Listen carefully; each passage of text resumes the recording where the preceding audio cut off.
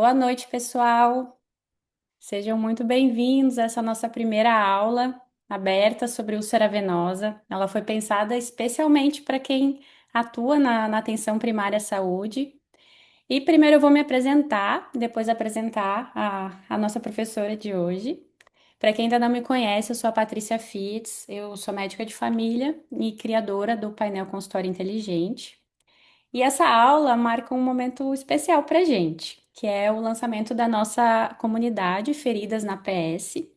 E esse projeto, ele nasceu de uma demanda que a gente percebeu, né, que eu percebi dentro da comunidade do painel, que para quem não conhece o painel, quem adquire o painel entra numa comunidade de discussão de casos clínicos. E aí, dentro dessa comunidade, eu fui vendo que a cada conversa, a cada discussão de caso ficava mais claro o quanto o manejo de ferida ainda gera insegurança e dúvidas no dia a dia de médicos e de enfermeiros da atenção primária, né? Eu, inclusive, tenho muitas dúvidas, né, na minha rotina, assim, na minha prática clínica. E quando a enfermeira Patrícia chegou e entrou no nosso grupo, começou a participar com a gente, a chegada dela foi um marco, foi um evento, né? Porque ela nos orientava com muita didática nesses casos de manejo de ferida. E isso fez com que muita gente começasse a marcar ela, né? Postava foto e marcava ela, mandava mensagem no privado, pedia ajuda. Foi bem bonito de ver, assim. Todo mundo percebeu a chegada dela de uma forma bem positiva. E foi aí que surgiu essa ideia, né? Por que não criar um espaço para valorizar essa profissional, para a gente poder aproveitar esse conhecimento todo dela e, ao mesmo tempo, oferecer um apoio prático e contínuo ali para a gente que está na ponta, né? Na APS, nos desafios dessas feridas nossas de todo dia. E assim nasceu a comunidade Feridas na PS, voltada para médicos e enfermeiros que querem melhorar o seu manejo de feridas, né, ter mais segurança, mais respaldo, menos encaminhamentos desnecessários e melhor resultado com seus pacientes. E aí, para abrir esse projeto com o pé direito, eu tenho a honra de apresentar a nossa profissional que nos guia lá na comunidade, a enfermeira Patrícia Muller. A Patrícia, ela é enfermeira há 10 anos, ela tem atuação na PS, ela é mestre em saúde da família, especialista em estomoterapia, tem uma trajetória ampla com experiência na assistência, na gestão, na formação de profissionais e no apoio matricial. Hoje também ela é diretora de educação permanente da Associação Brasileira de Enfermagem de Família e Comunidade e professora de pós-graduação e conteudista, além de atuar na construção de vários protocolos para manejo de feridas em diferentes contextos do SUS. Que currículo, não é? Então, vamos começar? Então, pega aí teu caderninho, tua água e aproveitem. E aí, lá no final da aula, eu volto para contar um pouquinho mais sobre como que funciona essa comunidade de feridas na PS e como que vocês podem participar com a gente. E com você.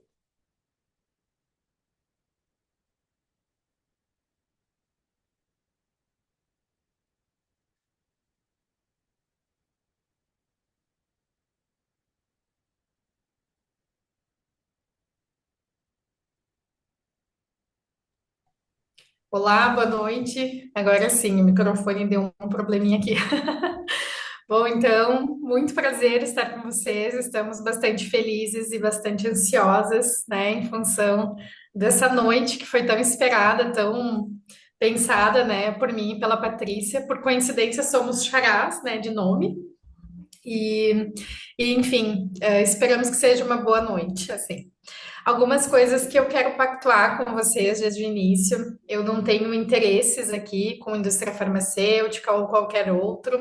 Eu sou trabalhadora do Sistema Único de Saúde, né? Atuo na ponta, na assistência diariamente, assim como também, então, estou dando suporte nesse curso de esse curso, né? E também no processo de matriciamento dos profissionais que estão conosco no grupo. Hoje nós vamos fazer um resumo, né, uma orientação inicial de pequenas coisas e coisas que são muito importantes na nossa prática, que são as maiores dúvidas, assim, no dia a dia, mas a gente aprofunda mesmo, né, dentro do nosso grupo de matriciamento, o porquê de cada coisa, em que momento que é importante, né, de que forma que a gente caracteriza uma ferida, na ferida que o profissional está trazendo e qual é a melhor opção para ela e o que a gente tem que olhar também para aquele paciente, porque como o nosso grande diferencial, né, na atenção primária e nesse estomaterapia, né, é sempre olhar o paciente como um todo. Então, muito legal estar aqui com vocês hoje, né, para essa pincelada em úlceras venosas, para fazer esse trabalho. E também outra pactuação que eu acho importante é que hoje esse material aqui, ele é todo voltado para profissionais de saúde, não para pacientes. Então, nós vamos estar usando nomes técnicos, né? Vamos fazer mais pinceladas em algumas coisas, né? Considerando o público que a gente espera que esteja aqui hoje, tá bem? Então, vamos lá. Pode passar, Paty, por favor. Bom, quem sou eu então, né? A Paty já me apresentou, né? Mas eu sou especialista então, em estomaterapia, além de ter realizado residência na saúde da família. A estomaterapia ela veio num processo de quando eu trabalhei no telesaúde, mas a atenção primária, sem dúvida, é o meu chão. Então, acredito que essas especialidades se encontram, porque hoje é e o futuro vai ser mais do que nunca de muitas feridas, de muitas estomias, né? Considerando o quadro epidemiológico, o cenário que estamos vivendo, né? Então, atualmente sou diretora de educação permanente, também estou numa liga acadêmica de medicina de família e comunidade como orientadora. Também, então, sou preceptora de estágios, né? Temos residência na unidade de saúde, enfim. E além do nosso grupo de matriciamento, né? Pode passar, então, Paty. Mas, bom, pensando assim, o que que nós temos de características, né? O que que diferencia, assim, as nossas úlceras, né? As nossas feridas para a gente pensar em classificar. Porque antes de chegar numa úlcera venosa, a gente vem pensando em classificar, né? Uma úlcera a partir das suas características, então. Então, assim, o que que a gente percebe, né? Que quando a gente olha uma úlcera, ela pode ter diferentes aparências conforme a comorbidade, né? Conforme a doença de base dessa pessoa, né? Então, quando a gente pensa, por exemplo, numa aparência de uma úlcera arterial, a gente pode pensar numa base seca, necrótica, pálida, já diferente da úlcera venosa, né? Que ela tem fibrina, pode ter tecido de granulação, ela pode ter exsudação, que é mais comum e é mais abundante, né? As úlceras, elas podem ser rasas, mas também podem ser grandes e às vezes mais circunferenciais, né?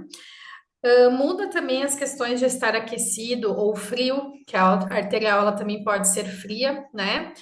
Os membros inferiores, a temperatura do pé, né? O pulso arterial na úlcera arterial ele é ausente, enquanto que na venosa é presente. Então é muito importante fazer um exame físico, avaliar as comorbidades de base desses pacientes, às vezes solicitar alguns exames complementares, né?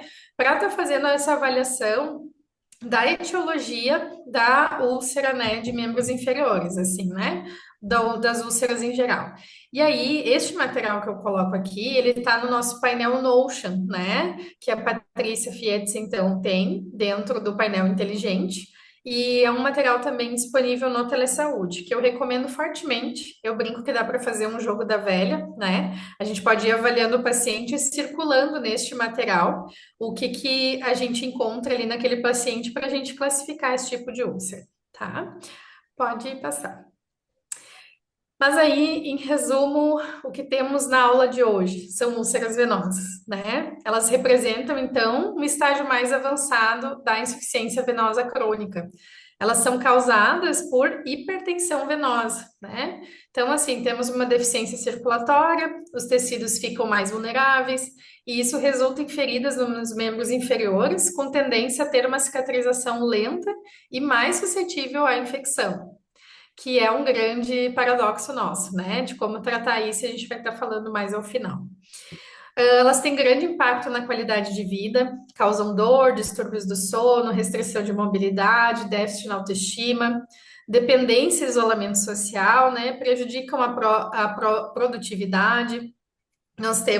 Eu tenho observado, assim, nesse tempo de atuação na PS, cada vez pacientes mais jovens com úlceras, né, que não conseguem, por exemplo, inclusive com auxílio-doença, né, afastados por INSS, em função de úlceras extremamente exudativas. Então, aquelas pessoas, elas têm um isolamento social, uma dificuldade, então isso aí é uma demanda também muito difícil, né, de trabalhar na APS, né?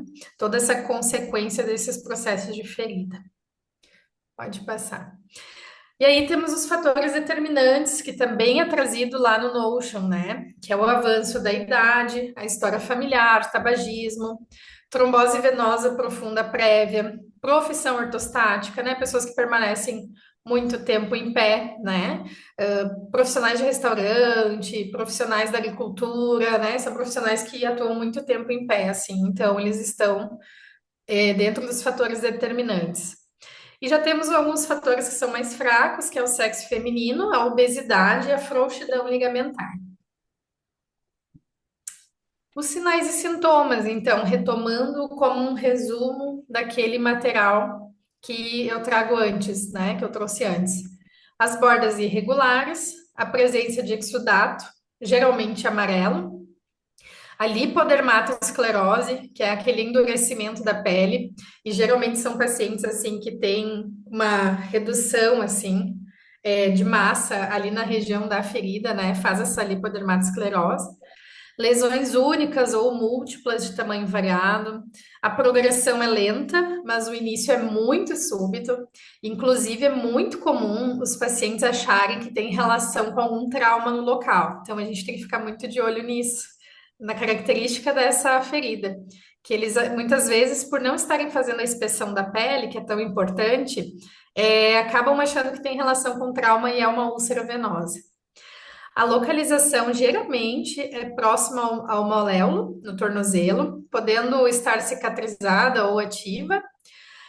Fadiga, dor, desconforto nas pernas, é comum, sensação de peso, cãibras, aqueles pequenos vasinhos, né?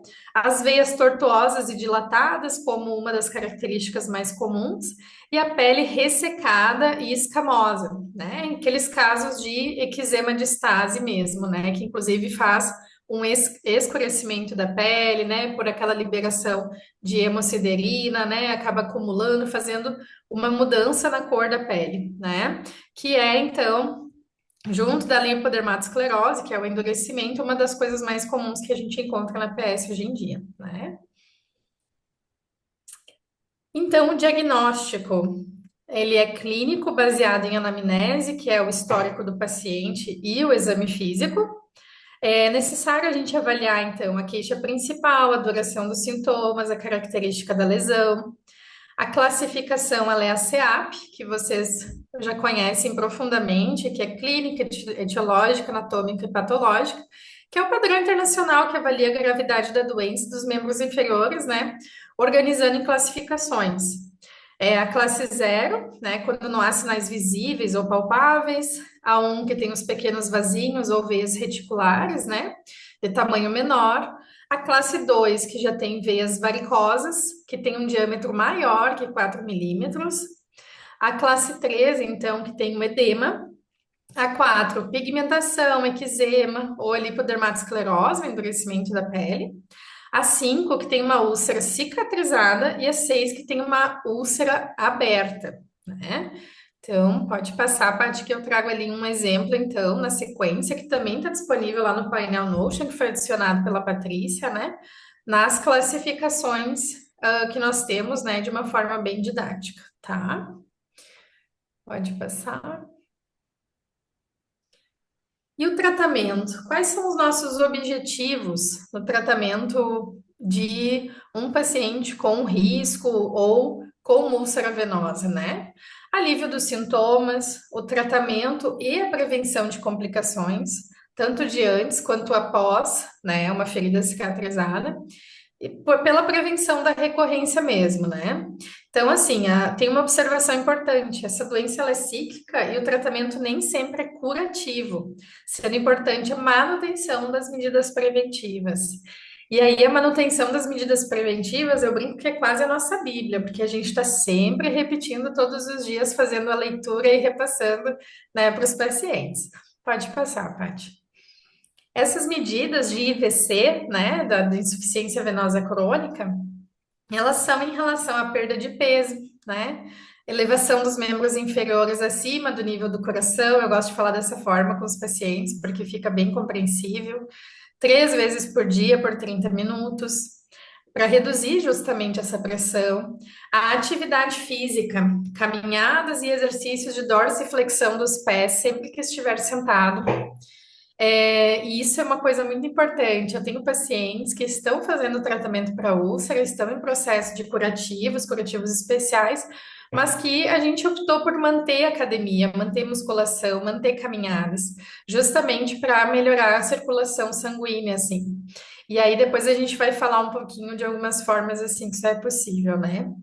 O uso diário de meias ou ataduras elásticas compressivas de média compressão, de 20 a 30 milímetros de mercúrio.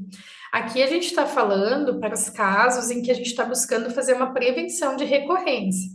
Quando nós temos uma úlcera ativa, aberta, em que a gente precisa fazer um grau de compressão maior, a gente já vai pensar em 30, 35 a 40 milímetros de mercúrio de compressão, né? Fazendo as medidas de forma adequada, colocando pela manhã de forma adequada, utilizando ela com bastante frequência e também, quando escolher por uma meia de compressão, uma meia elástica, fazer a troca dela pelo menos a cada 6 meses, porque elas também se esticam, né? Então, isso é uma coisa muito importante. Às vezes a gente pega pacientes que têm 2 anos de ferida e há 2 anos está usando a mesma meia, né? Então, também fazer essa medida com a perna em repouso, né? Essa medida nos 3 locais adequados, que eu compartilho com frequência ali no nosso grupo do matriciamento, de que forma, né, realizar essa medida. Então, isso é muito importante, assim, fazer uma medida adequada e encaminhar essas meias, né? O SUS, ele não fornece meia de compressão, né? Ele fornece, cada município faz as suas compras, né? Mas, em geral, meias de compressão não são compradas, assim, o que são compradas são coberturas especiais, né?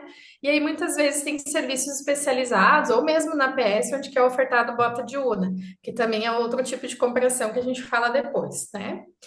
E aqui o uso de hidratantes ou emolientes, né, após o banho, dando preferência para produtos oleosos e sem fragrâncias, como vaselina ou óleo mineral. O pessoal que me conhece lá do grupo do matriciamento sabe que eu sou muito fã de vaselina, né? A gente tem tido várias referências e uma prática também que tem sido muito importante, assim, de observar o quanto que a vaselina hidrata e o quanto que ela mantém aquela hidratação, né? Então, o pessoal ouve muito, muito sobre isso, assim, em questão da vaselina. Bom, pode passar. Bom, então, assim, pensando, né, que a gente sabe que é uma úlcera venosa, a gente já fez essa avaliação, né? A gente está olhando para essa lesão e aí a gente tem que fazer a classificação dessa ferida também pela sua cor. O sistema RIB, ele é o sistema mais utilizado por enfermeiras e estomaterapeutas no mundo. Ele é um sistema, assim, que tem maior força, porque ele identifica em que fase que essa ferida está dentro do processo de cicatrização. A ferida vermelha, que é a red, né, dentro da sigla, ela está numa fase inflamatória, que é a fase da reação. E aí, gente, muito importante, está iniciando uma ferida, não prescrever anti-inflamatório, porque a gente atinge a cascata de coagulação e piora essa cicatrização. Então, a gente só prescreve analgésico, certo? Então, proliferação, né, a regeneração, ou a maturação, que é a remodelação da cicatrização. As feridas amarelas já, elas são infectadas ou contêm tecido fibroso e não estão prontas para cicatrizar, que são as yellow. E aí as black, que são as feridas pretas, elas já têm tecido necrótico e também não estão prontas para curar. E quem vai fazer ela ficar pronta para curar é o paciente e nós, né, através da disponibilização dos melhores instrumentos para isso, assim. Então, essa classificação, ela existe desde 88, ela é usada até hoje e é a melhor classificação que nós conhecemos. Aqui eu trago para vocês algumas figuras, né? Como o tecido de granulação, que é o tecido vermelhinho, né? O tecido ali de epitelização, logo na sequência, que é o tecido, né, que a gente aguarda, que é o tecido que está epitelizando, que está fechando a lesão. Logo do ladinho, a gente tem uma necrose de liquefação, né, que também é conhecida por esfacelo, e ao lado a necrose de coagulação, que também é popularmente conhecido como as escaras, né, que é aquele tecido bem escuro mesmo, morto, certo? Pode passar. Opa, acho que foi mais ao mesmo tempo. Deu spoiler de toda a aula agora. Puxa vida. Pode passar para o próximo. Pronto. Isso. Então, assim, gente, o que que a gente espera de um curativo ideal, né? Que ele faça uma absorção de exudato, mas ele mantenha esse ambiente úmido, porque afinal, um ambiente seco é um ambiente que faz morrer o crescimento celular. Proteção contra danos mecânicos. Vejam bem, quando eu tenho um paciente com uma escara, com uma lesão de úlcera por pressão, por exemplo, é muito importante que a gente faça a proteção do contato, né? A mesma coisa para outras coisas, como uma calça, por exemplo, num paciente que é queimado, então a gente tem que ter uma oclusão, né, que também favoreça essa proteção. Esses tipos de cuidados, né? O meu maior desafio, pacientes agricultores que utilizam botas, botas de borracha. Isso é muito difícil, a gente precisa fazer o afastamento dessa pessoa do trabalho ou um curativo que forneça proteção suficiente. Isso é um grande desafio também. Evitar a contaminação por agentes infecciosos. Bom, a Clostridium tetani, começando por aí, né? Ela adora principalmente o chão e galhos, né? Galhos de árvores, enfim. Então, o que que nós temos de revisão no up-to-date, né?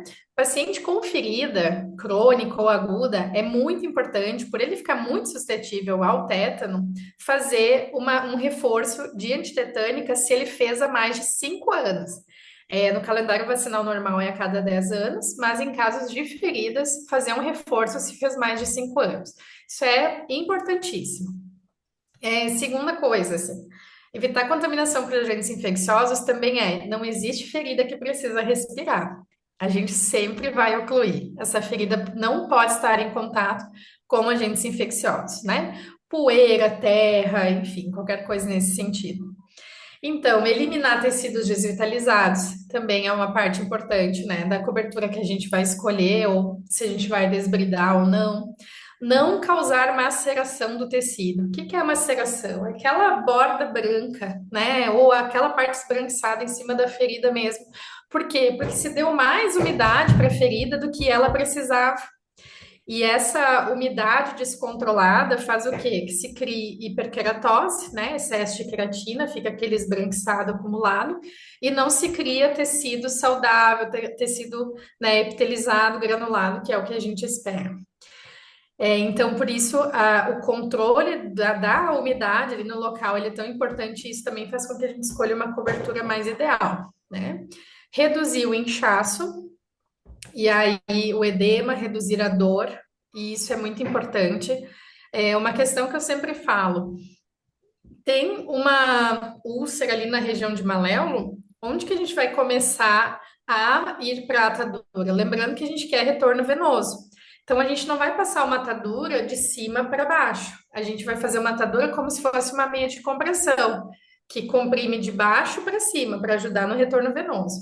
Então a gente vai colocar 2 centímetros abaixo dos dedos do pé e vai subindo e a gente vai comprimindo de preferência até 2 centímetros abaixo do joelho, quando são essas feridas ali na região de Maléolo, que são as nossas mais comuns, certo? E isso por quê? Para evitar a lipodermatosclerose também, né? Esse endurecimento, essa modificação anatômica que fica por muitas vezes um enfaixamento só no local da ferida, a gente comprime, né? Dá uma impressão de perda de massa muscular, assim, no local, né? Então é muito importante, assim, a gente fazer essa compressão com a atadura, né? Atadura elástica, que é o que é mais comum dentro dos nossos serviços, né? De baixo para cima, tá? E isso também reduz a dor. A questão da dor, ela também é muito importante. A gente sempre avaliar qual o grau de dor desse meu paciente numa escala de 0 a 10. Esse paciente está com muita dor para fazer curativo? Será que não é interessante eu prescrever para ele 30 minutos antes fazer o uso de uma dipirona, IV ou via oral? Será que não é interessante eu deixar esse paciente com a perna um pouco mais para cima, aguardando um tempo, né? Para daí a gente retomar a colocação do curativo, né?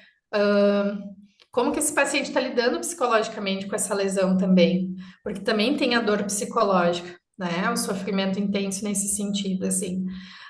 Fazer esse tipo de avaliação, né? Então, assim, a questão das trocas de curativo também. A gente tem uma questão muito importante, mas que é um desafio de lidar com a gente mesmo, assim, que é a questão de perturbar o leito o menos possível, né? O nosso corpo, ele dá conta de fazer um crescimento adequado, né? Epitelizar ali naquele local. Então, o que a gente tem que fazer é equilibrar a umidade e fornecer para ele coberturas que possam acelerar esse processo. Uma cobertura desbridante, seja autolítica ou seja enzimática, né? Para reduzir ali a carga bacteriana de necrose no local, enfim. Fornecer a limpeza, né? Para que tenha menos risco de infecção, mas o corpo também tem que fazer seu trabalho.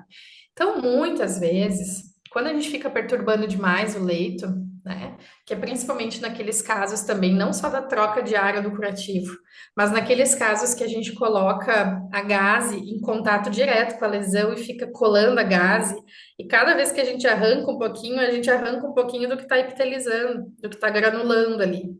E isso é muito ruim. Inclusive, muitas vezes causa uma hipergranulação, porque a gente estimulou tanto, arrancando, que faz esse processo, né?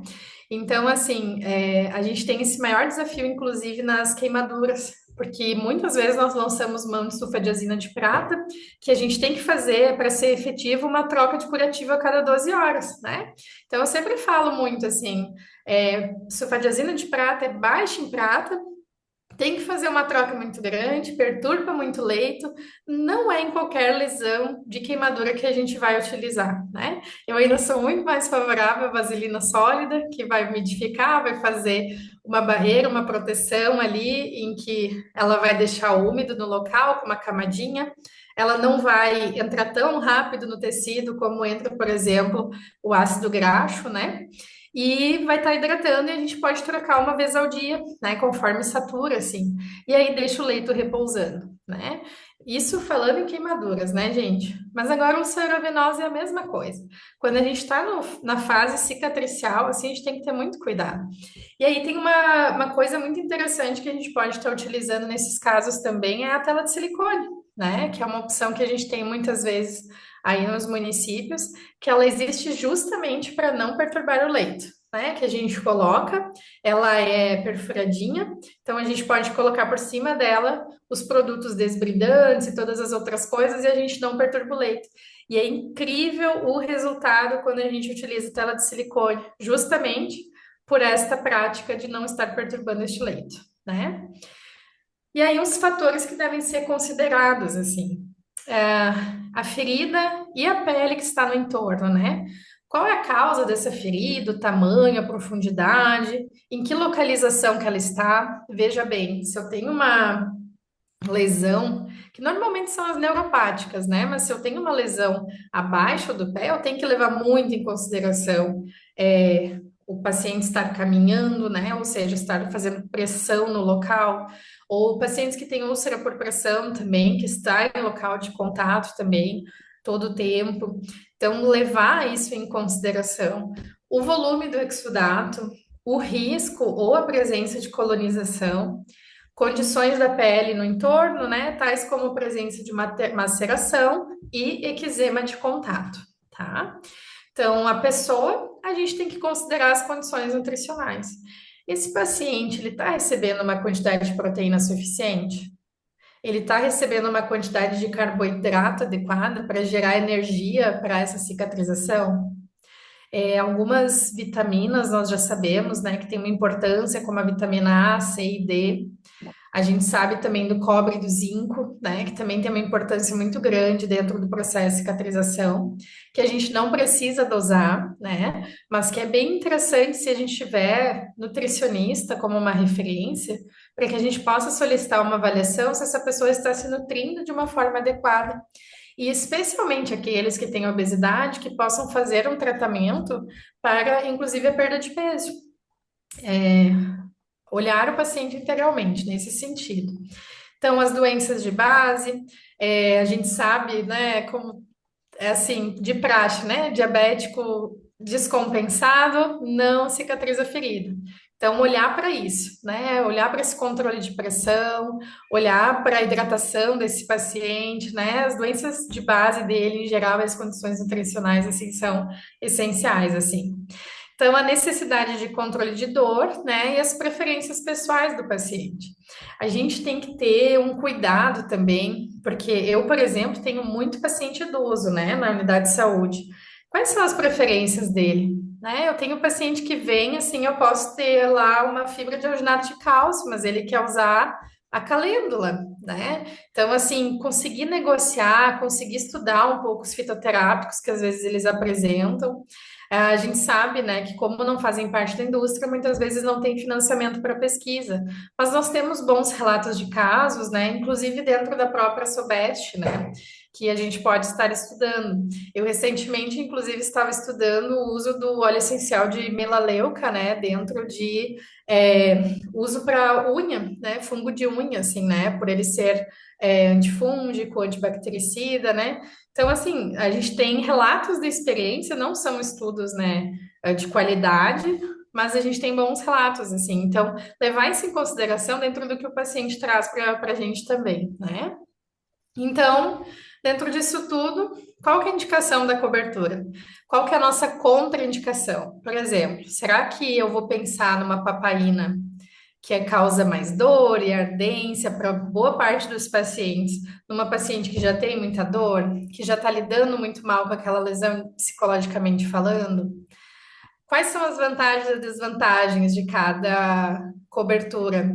Será que às vezes uma cobertura para um paciente que está com muita exsudação, que eu possa trocar a cada 3 até a cada 7 dias, como uma fibra de alginato de cálcio, não é o mais adequado para aquela pessoa que não gosta de estar vindo muito na unidade de saúde, de estar trocando seu próprio curativo? É uma opção, né? A durabilidade, a adaptação, a facilidade de uso, o custo, né? Então, assim, já trabalhei em município que eu não tinha recurso, e aí prescrevia manipulado, a própria papaina, por exemplo. E era um custo que era acessível para os pacientes, muito mais, porque às vezes com um tubo de papaina tu faz um tratamento de 1 mês e meio, que tu não faz com 4 fibras que custam R$ 60 cada uma, né? Então, assim, era um custo viável e a gente podia tratar também, né? E o acesso do paciente ao material também, isso é também muito importante, assim. Ele tem condições de pagar, o que que a gente pode lançar mão, né? Se o paciente tem condição de pagar, muitas vezes, que às vezes a gente acaba usando só o que a gente tem na unidade e nem pergunta, né? E muitas vezes ele tem condição, acaba investindo e a gente tem um resultado mais rápido, assim. Então, isso é bem interessante também de questionar. Então, assim, quando nós temos um tecido de granulação, a gente tem cobertura não aderente, né? Como a tela de silicone que eu falei antes para vocês, e os hidropolímeros. Aí, de outro lado, nós temos os umidificantes, que são as gases impregnadas, né? Assim como também temos os nossos famosos ácidos graxos essenciais, né? Que são, o pessoal chama muito pelo nome da marca, né? Dersane, ou também óleo de girassol, que são os mais comuns, assim. E aí tem uma questão muito interessante. É muito importante que quem faça as licitações disso no município, a gente sempre olhe também, que existem alguns que não são próprios para feridas, que são para só uma hidratação, que são vendidas na farmácia, e outros que são próprios para feridas. Então também prestem atenção nisso, isso é bem importante. Aqui dentro, para deixar vocês curiosos para o material que tem lá no Notion e para nossos grupos de matriciamento, eu não vou trazer exemplos de cada um, né, desses aqui, em que momento que eu vou usar a tela de silicone, em que momento que eu vou usar o hidropolímero, né? Justamente para a gente poder discutir dentro dos casos clínicos que vocês nos trazem, porque isso faz uma diferença gigante no processo de educação, né? Lá, às vezes, eu trago até alguns exemplos de marcas que vocês podem estar conversando com os pacientes e até valores, muitas vezes, né? Eu dou indicação, muitas vezes, de links e tudo mais, para vocês terem uma ideia para facilitar para os pacientes, né? Uma coisa que é muito legal é que hoje em dia a gente pode comprar muita coisa pela internet. Então, mesmo que a gente não tenha um representante nas cidades que a gente trabalhe, né? Às vezes cidades menores, enfim, a gente consegue, a gente consegue, né, dar conta de comprar ali pela internet também por alguns links, né? Pode passar, Paty. E aí nós temos a opção da questão das necroses, né? Então, a liquefação, que é a amarelada, né? E tem a anticoagulação, que é a escurecida. A gente tem ali na opção da liquefação os algenatos, né? Que é quando a gente precisa, então, vamos dizer assim, absorver, né? Toda aquela exsudação que temos lá. A gase impregnada com cloreto de sódio, ela é muito boa para situações de hiperkeratose, para a gente reduzir aquela epibolia ali naquela região, né? Que é quando a gente tem um crescimento descontrolado e acaba se virando, né? Para dentro da lesão, aquelas bordas. A colagenase, que é um desbridante muito comum, né? Que a gente utiliza também bastante, que também acaba tendo uma troca a cada 24 horas, mas ele é um desbridante muito conhecido. E as hidrofibras, né? E aí, na questão das coagulações, a gente tem o gel hidroativo, que é mais incomum, né? Mas temos como mais comum a papaina. E aí, gente, eu ajudo muito lá no grupo do matriciamento também em qual concentração de papaina que a gente tem que estar prescrevendo. Mas, em geral, é 2% em tecido de granulação, 4 a 6% em tecido de liquefação e até 8 a 10% em tecido de coagulação. E aí é muito importante a gente ter todos os cuidados. A papaina, ela é um desbridante enzimático, ela tem que ser mantida na geladeira. Segunda coisa, ela não pode ser manipulada com metais, porque ele retira a eficácia dela, ele faz a quebra dessas enzimas, né? Então sempre tem que ser com aquelas espátulas, né? Com os famosos palitos de picolé. E a gente tem que orientar isso às pessoas, né? E o ideal da troca dela é a cada 24 horas. Então a gente também tem que ver se essa pessoa que vai estar fazendo esse cuidado em casa, ela tem condições de fazer essa troca sempre, né? Então, a papaina ela é muito conhecida, ela é barata, né? E a gente pode estar lançando mão de utilizar ela sim, tá? E aí, gente, só caminhando um pouquinho para a questão das meias elásticas, né? Eu vou depois compartilhar como que a gente faz essa prescrição lá no nosso grupo do matriciamento. Quais locais que a gente faz as medidas, que tipo de meia elástica, a gente tem pelo menos 4 tipos de compressões de meia elástica que a gente pode prescrever, conforme o caso de cada paciente, né? E as orientações que a gente vai fazer por escrito para esse paciente de como que ele vai utilizar, certo? Questão bem legal, gente. Hoje em dia, a gente tem meias elásticas com zíper. Então, o paciente ele pode utilizar, abrir somente na parte da região da lesão, aquele zíper, a gente fazer a troca de curativo e ele se manter com a meia elástica, né? E isso é bem interessante, assim, para esses pacientes que precisam usar enquanto estão com feridas, tá? Então, assim, elas são sistemas de meias de multicamadas, podem ser utilizadas ainda na vigência da úlcera, né? Se não for muito extensa. A pressão externa, que a compressão deve fazer no tornozelo, é em torno de 35 a 40 ou até mais, a depender do caso. E depois da cicatrização, elas devem ser continuadas, né, para prevenir as recidivas, certo? Aí nós temos as terapias inelásticas, que é a bota de Una, que é oferecida em alguns municípios, né? Que ela fornece alta pressão durante a deambulação, né? Não está indicada quando há restrição importante de marcha. Fornece pequena compressão durante o repouso. A compressão dela é de 18 a 24 milímetros de mercúrio. E ela é impregnada basicamente por óxido de zinco, ou seja, faz uma proteção e uma hidratação do local, né? Que é a mesma pomadinha que a gente usa para os bebês. Ela não deve ser utilizada na presença de infecções ou míase e ela não é reutilizável. E muito importante, a gente tem que ter certeza, né, que não temos componente arterial. A gente sempre tem que usar somente em situações de úlcera de etiologia venosa, né? Então, bandagem de alta compressão é uma outra opção para pacientes com muita obesidade, né? Obesidade grau 3, enfim, porque a gente tem uma dificuldade grande de achar meias elásticas para esse caso, ou que já estão com muita deformidade.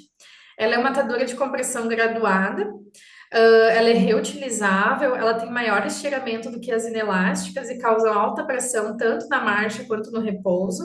Elas podem ser prescritas e aplicadas por enfermeiros ou médicos. Isso é uma questão bem importante, tá, pessoal? Pela legislação, né? Então, e nossos pareceres, né? Enfermeiros e médicos que podem prescrever coberturas e fazer essas avaliações. Técnicos de enfermagem não pode. Então, assim, é muito importante que a gente não demande isso para os técnicos de enfermagem. Curativos eles podem fazer, os especiais somente sob supervisão do enfermeiro, tá? Então, isso também é bem importante a gente ter essa pactuação de conversar isso aqui, né? Caso tenhamos outras profissões aqui nos assistindo, né? E aí, por último, a questão do sistema multicomponentes, né? Compressão, que é com mais de uma camada, ela é sustentada e ela pode permanecer por até 7 dias. Ela combina os dois tipos de terapia, elástica e inelástica, e ela não é reutilizável, tá? Vamos lá. E aí, nossas feridas infectadas, né? Dentro da parte, de avaliação da ferida, a gente sempre vai avaliar os sinais de infecção, como odor, calor, eritema, edema, essa secreção purulenta, a presença de um odor fétido. E aí também é outro material que eu posso estar trazendo lá para dentro do grupo, como que a gente classifica o cheiro de uma ferida, especialmente as oncológicas, que costumam ter odor mais forte, e de que forma que a gente maneja o cheiro da ferida com um produto que a gente tem em todos os nossos postos de saúde. Posso mandar lá depois, tá? Então vamos lá. A gente tem que classificar a infecção em leve, moderada ou grave. Isso aqui é muito importante, pessoal, porque quando a gente classifica direitinho, a gente prescreve direitinho, a gente não traz resistência bacteriana dentro da comunidade, dentro para esses pacientes, enfim, né? Então, na infecção leve, a gente tem duas ou mais manifestações de infecção, porém com a área de celulite menor ou igual a 2 centímetros e a infecção é limitada à pele ou aquele tecido subcutâneo, né? Não tem outra manifestação local, tá? Já a infecção moderada, ela apresenta ao menos uma dessas características: celulite ou eritema maior que 2 centímetros, que são as nossas maiores demandas, né? Presença de linfangite, acometimento da face superficial, tem abscesso em tecido profundo, tem envolvimento de tendão e musculatura, né? Já na grave, o paciente tem sintoma sistêmico com instabilidade hemodinâmica, tem febre, tem calafrio, tem taquicardia, hipotensão, confusão, vômito, leucocitose, acidose, né? E hiperglicemia grave. E aí, nesses casos, é muito importante a gente pensar e avaliar os nossos recursos, se é um paciente para atenção primária ou para urgência e emergência, tá? Pode passar. E aí, aqui, né, temos um material que é fornecido pelo Telesaúde também, que é específico quando é úlcera venosa, infecção de úlcera venosa, né? A gente está pensando aqui numa infecção leve, quando a gente tem presença de secreção purulenta ou fatores de risco para MRSA, não ou sim, cefalexina ou Bactrim, né? Quando a gente tem uma infecção moderada, cipromesclinda. Quando temos uma infecção grave, né? Terapia EV com piperaciclina mais tazobactam. Então, geralmente é paciente de emergência. Desconheci situação diferente até hoje. Mas então, assim, coisas básicas, né? A gente tem que avaliar fatores de risco. Paciente tem HIV? Gente, tem ferida, testagem rápida. É básico. Essa semana me foi incrível. Rastreei 2 sífilis e um HIV a partir do ambulatório ali só do que chegou de feridas, né? Eu sou enfermeira de ponta assistencial normal, faço pré-natal, puericultura, enfim. Só que a minha unidade de saúde é a unidade de saúde que mais tem idosos no município. Moro num município de 250 mil habitantes, né? E aí eu tenho muita demanda de ferida. E aí, iniciou a avaliação de feridas, testagem rápida. E essa semana, assim, foi mais pontual, assim, nos testes ali positivos, né?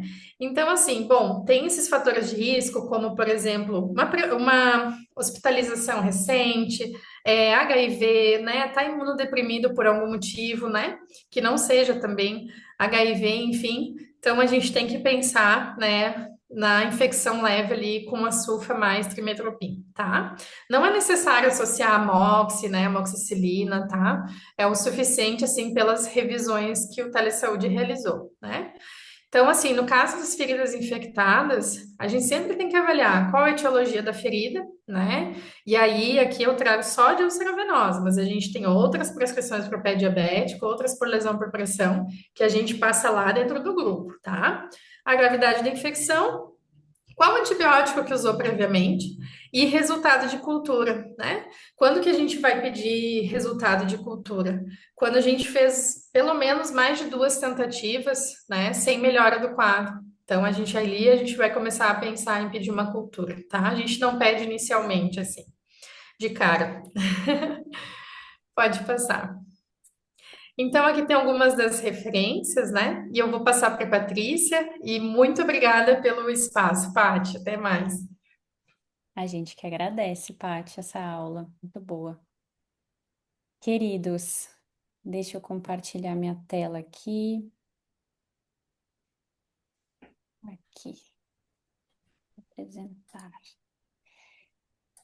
Então, antes de. Vocês estão vendo a minha tela? Deixa eu ver como é que tá aparecendo. Aqui, vamos fechar isso. Aqui, pronto. Paty, muito grata, muito bom te ouvir, muito didática. Antes de encerrar, eu quero agradecer de coração a cada um de vocês que ficou aqui até agora, em plena quarta-feira. Isso mostra o quanto vocês são comprometidos, né, em aprender, em oferecer aí um cuidado mais resolutivo, mais qualificado para os pacientes de vocês, mesmo com todos esses desafios que a gente enfrenta, né, na nossa atenção primária de todo dia. A aula de hoje foi um pedacinho do que a gente vem construindo lá na nossa comunidade, né, do painel consultório inteligente Feridas na PS. E, é uma comunidade, né, que o coração dela é esse grupo de matriciamento. Então, é um matriciamento, um grupo no WhatsApp, um lugar onde a gente pode enviar a foto da lesão que a gente tem, que a gente está com dúvida, e ser orientado pela enfermeira Patrícia, né, de como a gente maneja, como a gente investiga, como a gente faz esse curativo, qual curativo tem na nossa unidade, o que que a gente pode usar para para melhor resultado do paciente, né? Então, a gente recebe toda essa orientação lá além de alguns materiais, como um template Notion, que a gente vai alimentando. Então, hoje a gente já alimentou ele com o material de úlcera venosa. E assim, conforme vão vindo as aulas, né, que também é composto por aulas mensais, assim como essa é a nossa única aula aberta, as próximas aulas vão ser todas dentro da comunidade. E as aulas vão vir conforme a demanda dos participantes, né? A gente vai escolhendo o tema, os temas mais prevalentes da atenção primária. E também e-book com esse material, né? Para quem às vezes não se acha tão bem no Notion, também tem todo o material em PDF. Então, aqui fica o nosso convite para quem sentir que precisa de mais segurança no manejo dessas feridas, né? Eu gostaria de ter mais esse apoio prático no dia a dia. É, estamos aqui com o nosso painel consultório inteligente Feridas na PS para quem quiser participar. É um investimento muito pequeno, perto do que ele pode gerar, né, na nossa segurança profissional, no impacto do cuidado do paciente, da melhora do paciente, né? Porque é muito gratificante a gente ver aquele paciente que estava com aquela lesão, carregava ela há anos e a gente começar a ver a melhora, começar a ter segurança em manejar e investir naquele cuidado, né? Aqui então, nessa tela tem o QR Code para quem quiser participar da comunidade. Só chegar, estamos esperando vocês lá.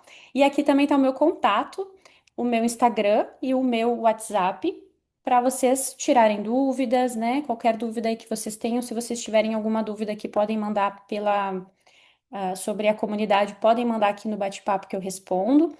E dúvidas sobre manejo de úlcera, podem mandar lá na comunidade que a Paty vai responder vocês também.